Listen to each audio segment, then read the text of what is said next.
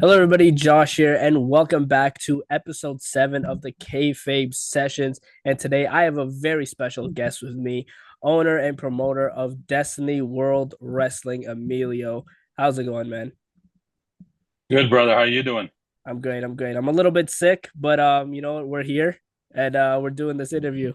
So, Nice.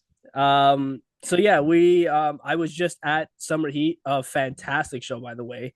Um, Thank you. Thank you. And like I wanted to come up to you and tell you a whole bunch more, but there were so many other people there. I was like, let me just get out of the way. And then it started raining. I was like, oh, okay, I just need to go home. I have like an hour and a half drive home. So, um, but fantastic show at Summer Heat. Um, from top to bottom, it was just a great show. Thank you. The Um, talent, they definitely went above and beyond. Absolutely, they definitely did. Um, so if anybody watching this has never attended a Destiny World Wrestling show and you are anywhere near the area of where they run shows, then I highly suggest you go and check them out. Fantastic wrestling. Um, with that being said, let's jump into the first question. Um, what was your vision when you first started Destiny Wrestling? And how has it evolved over the years? Well, the vision, I didn't really have a vision set in stone when I first took it over. So I've been involved with Destiny now, I believe, close to 5 years. For the first 2 years, I was behind the scenes. And then I fully took it over from George Iceman, who's obviously now on TNA and popping up on NXT and stuff like that. So I had an idea of what I wanted, but I didn't know how to, you know, make everything flow the way it should. Myself being an outsider from the wrestling business when I first came in, there was obviously some people saying, "Hey, who's this guy? Why is he here? He's not a wrestler. He's never trained. He's never done this, never done that." So I think a little bit I had to prove myself a little bit to the talent for the first little while until everyone got to know me and understand, what I wanted to do. And then slowly I got a chance to see the vision that I wanted. And I knew I wanted, to do something weekly. I knew I wanted to do something heavily storyline based other than just run shows. I mean, I love the shows that we put on, but I've always wanted more. And I wanted to just do more. So I figured, okay, well, what do I got to do to get there? We had our first little taste of it with the Fight Network last year. They reneged on their agreement with us. But just as we announced this past Sunday, starting January, we're going to be on Roku, and we are going to bring a weekly episodic show to the brand. And we're going to be in over 90 million homes now. Obviously, I have to work on getting those homes to want to view Destiny and how many are wrestling fans and whatnot, and what can we show them and what can we give them, for them to spend an hour or two with us every week. And that's what we're going to work on. So it's just, I just have a bigger vision than what maybe some do, and I'm just working at it, trying to make it happen. Absolutely. Destiny has also built a reputation as one of the top promotions in Ontario. What do you think sets it apart from other independent wrestling companies? Uh, Not doing the same thing. Ontario, we have a lot of promotions in Ontario. And, when you go through socials, sometimes you just see the same matchups for different promotions in different cities, which is good for those cities. But I don't feel like it helps the talent. I believe, they get to put together a really good match. And by the end of it, it's spectacular. But what sets us apart is that we're constantly bringing in fresh talent. We're bringing hot talent in that's making a wave on the indie scenes. We bring in a lot of former WWE stars and legends. And if you just look at the history of Destiny, 2 years ago, year and a half ago, one of the best matches that has ever happened was between Heather Reckless and Maggie Lee. And now, if you look at both of them, they're both in TNA. They're the TNA Knockouts Tag Team Champions with the Freebird rule. They're now on TV, and they were just on an NXT pay per view. So it's like it's I sit there and I search for talent. I get a lot of talent that message me saying that they want to become part of the promotion, but it's the same generic message all the time. It's almost like they just plug and play it. Yeah, So for that, and I'll say this for any talent that's watching it, I don't pay attention to that. I look for original stuff. I like to see Destiny by name. I like watching some matches, but everyone's only gonna send me their best matches and clips. So then I go on their socials and I try to watch everything I can of them to see if they're gonna fit in. And that's how we've been able to bring in some really, really good up and coming talent that some people may have never even heard of. Like Sam Laterna, our ring announcer, for example. I was searching for a ring announcer forever all over the socials, and I found Sam. And then from there, Sam, she's great at what she does. But not, she did TNA for a while. Now she does a lot with MLP. So people get discovered when they get the opportunity to be seen by the more than just the house, right? They get to see them on socials. They get to see them on YouTube. We post a lot of matches and stuff like that, so people can really see how good some of the talent are. Absolutely. I'm so glad you brought something like that up because when you look back at like the big names you've brought in for Destiny Wrestling, like Tyler Bate, Pete Dunne, Rey Mysterio, even, what does it mean to you to know that Destiny played a role in their careers? Well, I don't know if we played a role in Ray's career. He was pretty Yeah, successful. okay. Yeah. Um, but just to be able to have him on our show, you know what Yeah. I mean? Well, he had that little gap while he was doing some indies. Yeah. It just brought it to another level. Like, and a lot of people don't know, but Rey Mysterio won our title that night in the three way with PJ Black and Ricochet. Um, and just to have that lineage as part of our titles is something spectacular. You know what I mean? When you can get a name like that to be there. But Destiny's had a couple eras, which is showcased on our new title. PJ Black, who was the first Destiny champion. Rey Mysterio, what I say would be the legend champion that we've had. We've had Pete Dunne, who brought Destiny from where it was to a whole new level. And then after Pete, there was Josh, and there was a Josh Alexander era of Destiny, which was another level. So everything just keeps on happening. We've had some great champions, and we try to give the platform to the talent, and it's just a matter if the talent want to use it. Because I'll always try to put talent in a good position in their matches so that they can exceed their own expectations, but as well be able to show other people what their talents really are. How do you balance showcasing international talent with opportunities to Ontario Rising Stars? Uh, so I'm going to say this, and I say it a lot. I believe the Ontario talent are just very spoiled, and I don't want to call them lazy, but I feel that they can always give more because their schedules are always full because we just have so many promotions around Ontario that they can drive to. Yeah. Sometimes people just, I'm not saying that they don't put in the effort, but they don't put in the full effort to really get themselves noticed, whether it be with their in-ring work, their promo work, their merchandise that they sell at the tables, if they even have it. I I just feel that there could be more given, and I feel in the U.S. Some of the talent, like, they really understand this because they're fighting for spots, they're driving on their own dime to get to shows. I'm not going to mention names, but I've had talent, you know, offer to come work for free, get themselves to my show, to the Destiny show, just to be on it because they know they're going to get seen. They know sometimes there's people backstage that are higher ups in other companies that are going to be there. So they want that opportunity to try to put on a match for them. So it's amazing. Like, I'll always give someone some money because they are working.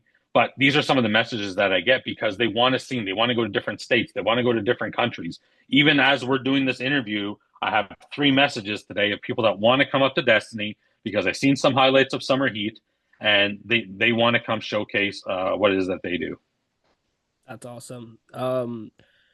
Destiny Wrestling obviously has a lot of ups and positives, but what are some of the biggest challenges you face running an independent promotion today?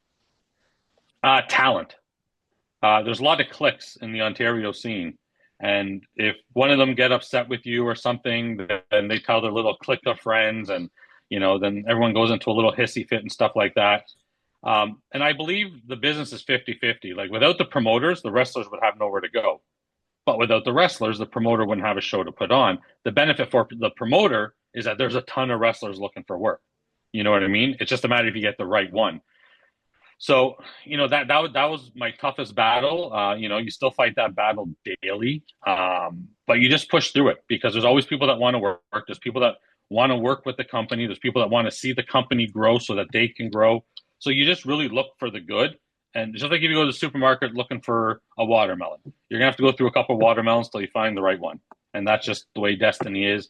If you look at Tarek, he's been a solid, I don't want to say a solid soldier, but he's been a solid talent for the brand for the company itself. And he did what he had to do the summer heat, and he walked away with the title. But he's been very loyal to the company. We've put him in good positions to always succeed. The same with Jax Williams. So there's a lot of talent that are willing to work with the promoters, and they see the vision. And then there's just some talents that don't. Those ones you won't see in Destiny. You'll see the ones that want to see the company grow as well as get the opportunities that they had and have currently. There's a lot of wrestlers that I've given opportunities to that are no longer with Destiny.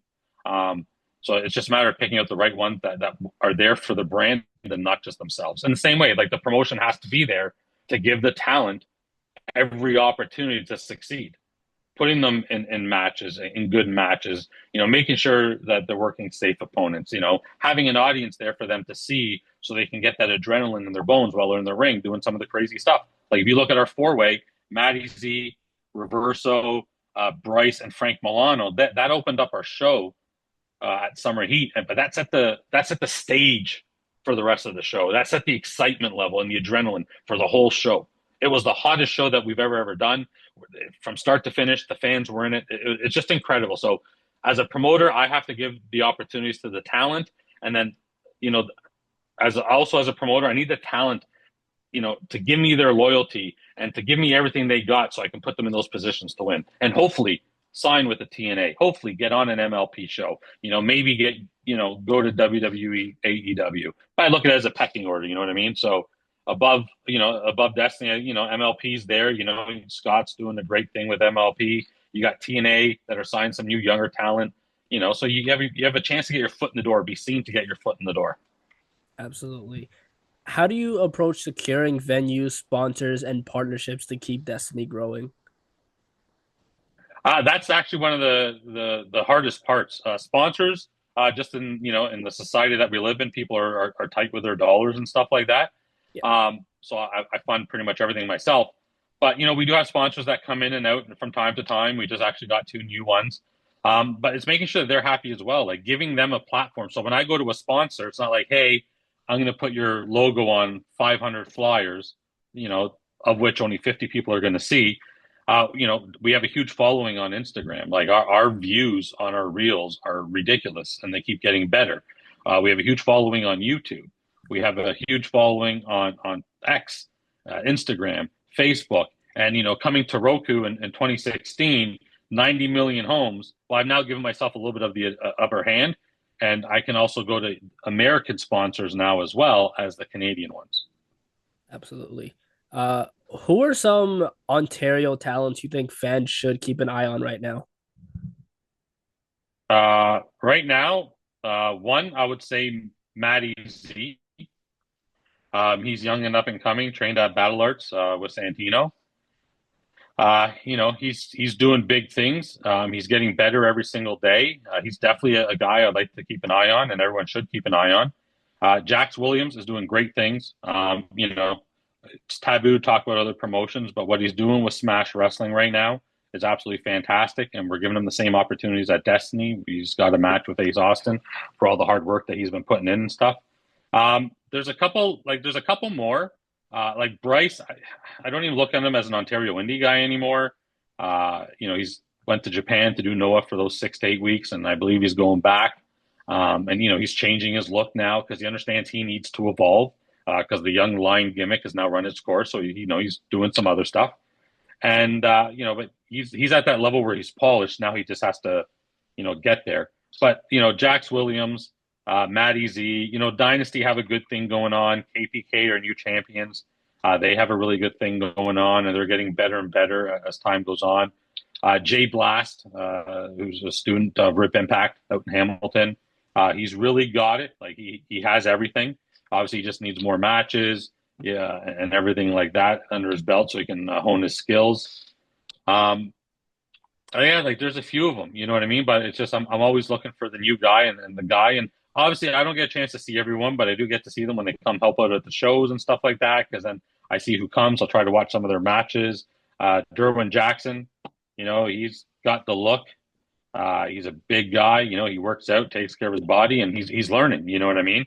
So there's a guy that has a ton of potential to be a superstar, not only in the indie game, but in the professional wrestling game. So there are people that are out there that are making waves. Generation Me, they have they have a huge ceiling that they can go after. They got to do some things on themselves and stuff like that to get to that next level. See, it's funny because I'm an '80s wrestling fan, right? And all I remember is giants. You know what I mean? Like just everybody was a giant. Yeah, Now, obviously, wrestling has changed, and there's different types of wrestling. But I really think that no matter what style you're going for, what look you're going for. Now, I'm a bigger guy, but in saying this, I'm not a wrestler. But if you want to become a wrestler, you got to have it all, yeah, right? You gotta be in the gym. You got to look like a professional wrestler, no matter what your size is. So whether it's diet, exercise, training, whatever it is, you got to do it. You got to have gear. You got to look good when you're in the ring. You can't look like you just pulled a pair of shorts off from the ground and put them on so you can go have a wrestling match. yeah. You need to learn. You need to learn how to wrestle. You need the basics, and then once when you got the basics down, you need to start adding to your arsenal. You need to learn some things. One thing I like about Battle Arts, our with Santino Morella's gym, is that the students they can go learn boxing, BJJ, mat wrestling, so they can go add so many skills, to their gimmick. And then the last one is learning how to talk on the mic. You know what I mean? A lot of wrestlers that's one thing they can't, not that they can't cut a promo, but they need work on cutting promos and getting really, really good at it. And that's the one thing I think Jax Williams has done over the last year.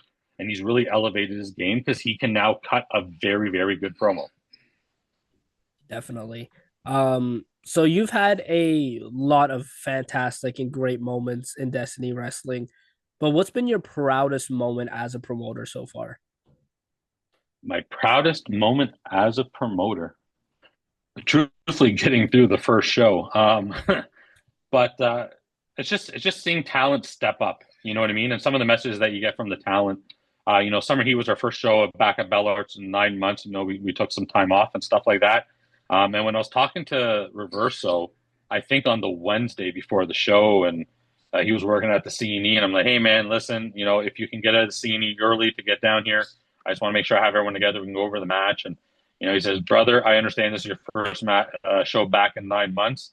I actually am not working the CNE on Sunday. I want to put everything I got into this match, so that we can kick off the show the right way. So stuff like that means a lot to me when the talent, they want to do more, for the occasion, for the event, for the show. But proud is like, so those are proud moments to me when I connect with some of the talent and have that relationship where they are willing to go above and beyond for me just to make sure that the fans in the audience are like, wow. And that show at Summer Heat was wow. There's so many people that were new to the show that came up to me afterwards saying that we'll be back, and they're not lying. Tickets are already on sale for Raising Hell on October 26th, and they're selling. We're almost sold at the front row already. And I'm seeing some of those names that I only saw for the first time last show already buying tickets for the next show. So that means we did our job, not just myself, but the talent. I'm not in the ring. I can book the talent. I can tell them what I want to see. The bottom line is they're going in there. They're making the magic happen. I'm just kind of like the symphony fucking instructor waving the wand of what's supposed to happen. How do you see Destiny's role in shaping the next generation of Canadian wrestling stars? Um, I see Destiny having a big role in that, but I also see a lot of the other promotions in Ontario doing that. Like, there's a lot of promotions that are really starting to step up their game, which I like to see. You know, they're getting ring skirts for one that are branded. Some are getting ring skirts for the first time. Just everyone's trying to make their product better, production wise, and everything like that. I don't want to say that Destiny's leading the way in that because I kind of came in late into the game, but Destiny has always been an innovator from the very beginning when George Iceman ran it, for so many years. And me coming in, I changed the branding right away, changed the color of the logo. We're actually about to announce and show off a new logo. It's just evolving and getting better production, better cameras, bringing in better talent. And yeah, you know what? Better talent sometimes costs more money. And so what do I got to do? I got to promote it more. I got to be able to sell more tickets to be able to offset all those costs. So, and we're doing that right now. We got great flow. We got a great team of people. So the Roku thing is I'm hoping going to give some more opportunities to people because now more people will be able to see the show, not just a clip on social media and whatnot. So I'm hoping that helps. And, we are going to be very storyline based, and we're going to have a lot of local talent and some U.S. talent that have signed on for the year as well. That we're going to put on a very, very good show to make it very compelling. So yeah, you'll see the live show, but there'll be so much more behind the scenes stuff that we do that will be all part of the weekly show that will keep people hopefully intrigued and interested in tuning in every week. Absolutely. Where do you see Destiny Wrestling in 5 years from now? Hopefully, still doing the same thing, having fun. My biggest thing is that, a perfect example is I go based off crowd reaction. And we were at match number 5 on Sunday. It was Rohan Raja versus Moose. And Moose gave Rohan a chop that I heard. I was standing in the concession area, and the crowd erupted. So 5 matches in, the crowd was still into the whole show and hot as can be. That's what I like. I like to stand at the front door when I'm thanking everyone for coming to the show. I like the fact that people will give me a thumbs up. They'll tell me what they liked. I don't get a lot of dislikes, but sometimes people ask me questions. But just to know that those fans had a great time, because I'm not the cheapest ticket in town. I will never be the cheapest ticket in town. I will always probably be the most expensive show in Ontario. But I'm going to give the fans their money's worth at that show. Yeah. You mentioned the crowd. That crowd was absolutely amazing all the way through to the main event, and it was one of those things where you just had to be there because in the main event there kept being a chant for "kick him in the shin," and Yeah. it was finally Tarek who kicked Stu in the shin, and the place absolutely erupted with "holy shit" chants. It was it was an amazing atmosphere. It was great. I actually was sitting in the crowd for that final match, and I was just in awe. The work that those two gentlemen put in that match, and us going through everything to come out with that final product. And the big thing for me, and a lot of people might not know, but I really wanted Harry D at that show. I really, for 3 months, if I were to show you my messages to him, um, I wanted him at that show. Now everyone knows wrestling is scripted and this and that. And I wanted the picture of Harry D handing Tarek that title because Harry D has been involved in every single major title change in Destiny. So he takes a lot less bookings now, but I knew I wanted him there. We came up with a great finish. It worked out well. And, I got the picture that I wanted of Harry D handing Tarek that title. And I know it meant a lot to Tarek as well because Harry D has been pretty much involved in all of his matches at Destiny. Yeah. He also worked me that same day because earlier in that day, I asked him, "Are you refing tonight?" He's like, "No." I'm like, "Oh, okay." And little do you know, in the main event, he has the ref shirt underneath that sweater. I'm like, "Oh, I'm gonna have a conversation with him Yeah. next time." Yeah, no, he played it off well. Again, it's always nice to be able to give the fans a little extra surprise Yeah. at the show. Even when I came out and brought out Ace Austin, it's always nice to have those little surprises. Sometimes, yeah, we had a few injuries and stuff like that, so people that couldn't make it. But when you're able to give the fans a surprise, and Ace is a great one, just signed with TNA the week previous. I mean, with AEW, sorry. So him coming out while AEW was in the UK, and I was able to secure that. And trust me, that wasn't a hey, that's been planned for 2.5, 3 weeks. That was 2 nights before and the night before when we finally got the go ahead. And he Oh wow. jumped in his car and came straight to the show. So That's awesome. yeah, it was a pretty good feeling. Again, it's building relationships. Ace and I have worked together in the past. When he was with TNA, every time I was there, you always see him stop, 5-10 minute conversation stuff. He's just a really good dude. I'm glad to see that he's now in AEW on a big platform for himself, and hopefully, he can entertain fans around the world and make himself some money to enjoy the rest of his life. Yeah. So, final question I have for you here, and I'll let you go. Are there any dream matches or big events you'd love to bring to Destiny if the opportunity came up? So I want to do an arena show. There's a company out in St. Catharines called CWF, and they do a resolution show every year, every other year. And I went to his resolution show last year, and just saw it, and I saw the changes I would make, which I also shared with him. But the show was fucking great. Sorry, I don't know if I'm allowed to swear on your thing. You're fine. But it was okay. It was great. Just the vibe of it. You know what I mean? Having 1,200 people in the stands, So my goal, I want to have an arena show. I want to be able to get 3,000 people. Are there people that I want to bring in? 150%. Are they expensive? 150%. Am I still going to do it anyways? Yeah. So it's just a matter of going to be the right time. We might be a year, might be 2 years away from that. But I do want to do an event. I want to do it in an arena. I want to have 3,000 tickets sold, and I want it to have the feel, which I think we had this past Sunday at Summer Heat, but I want to have the feel of a massive WWE pay per view. Absolutely. I don't know his name, unfortunately, but you might have to put the kick him in the shin guy right in the front row if you do an arena show, because that was just absolutely amazing. He was hilarious sitting right beside me. Yeah, I think actually some of them are getting shirts made. And then we'll start seeing them at more shows. But again, it's just, you know what I mean? That's what I love about independent wrestling. It's like the fans are so much a part of the show, and they, they finally got their kick to the shin, and they erupted when it happened. And now that's probably going to be a thing that we're going to hear at every single Destiny show, which I absolutely love. And I know the talent, they feed off of it in the ring as well. Yeah. You know what I mean? So if we start getting a shin section, I'm okay with it. It'll be a lot of fun. Yeah, I think Priscilla Kelly said it best when I asked her the question at the press conference. It's so much different than TV wrestling because the crowd is right there. They're so close to the ring, and you can hear the bumps, you can feel the bumps, and they're really involved in everything that's going on. Yeah, and I don't know when this is going up, but there's another example. Priscilla Kelly, right? Formerly known as Gigi Dolan in WWE, Yeah, now has the Destiny title. And again, it's small wins.